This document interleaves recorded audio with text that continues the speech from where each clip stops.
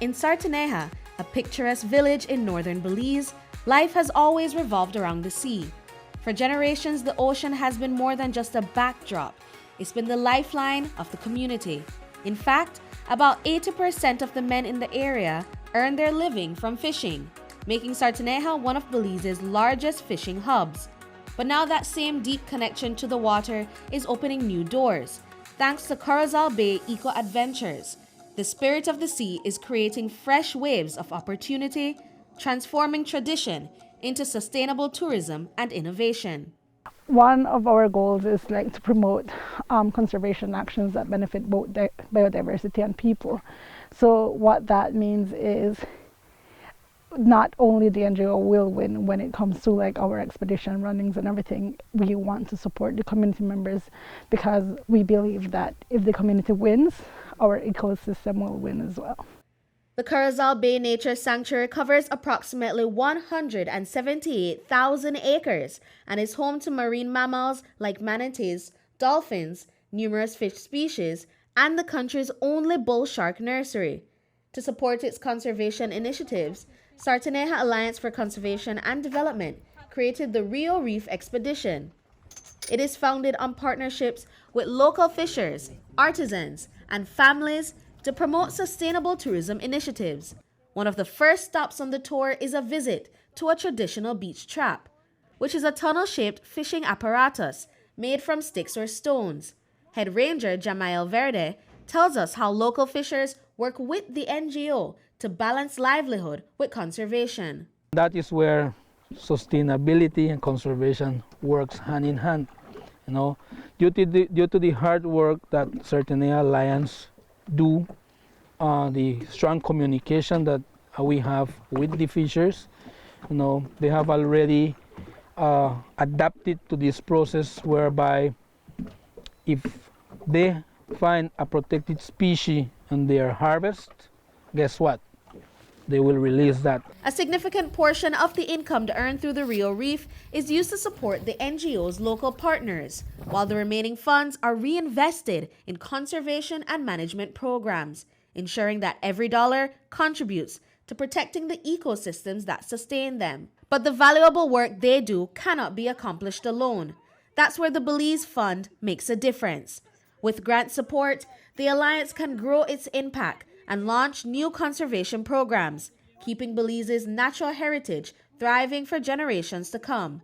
It's one way that the Belize Fund is working to keep conservation alive in Belize. The title of the grant that we received was Safeguarding Both Biodiversity Mechanisms within Corozal Bay Wildlife Sanctuary. So this helps us with research and monitoring, going out into the field, doing water quality monitoring, doing bird surveys, doing aerial manatee surveys. I think, as mentioned earlier in the tour, we have one of the highest populations of manatees within the area. Traveling along the New River, that is where visitors witness the interconnection between rivers, mangroves, and coral reefs. The mangrove ecosystem is one of the healthiest in the country, with some growing up to 50 feet tall. The river, the bay, and the reef connection is that, all the impurities that run through the river to the bay, are absorbed by the mangroves. They serve as a filter. And then Corozal Bay, the seagrass beds that lie within it, they also play their part in cleaning these impurities, and that will help us when nutrients reach to the reef.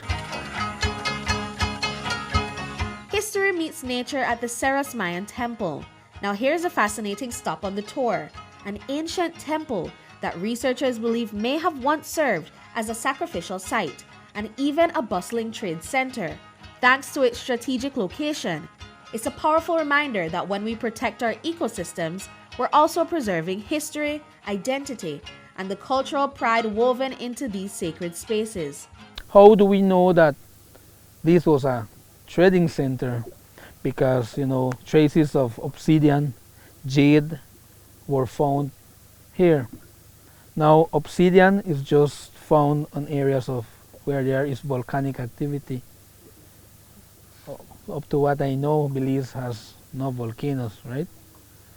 So that gives us a hint on, the activities that were being done here at Cerros. The expedition also brings community conservation to life just off the coast of Sarteneja, at a special spot called the Wari Bight.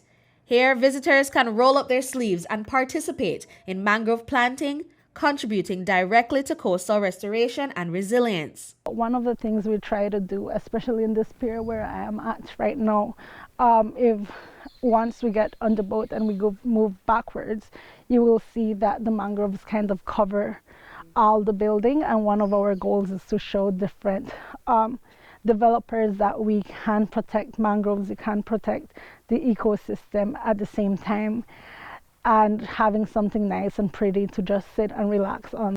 The expedition concludes where freshwater meets the Caribbean Sea at the Bacalar Chica Marine Reserve, whether visitors choose to snorkel through the reef or explore ancient Mayan structures. This station highlights how education, research, and conservation come together to safeguard the reef.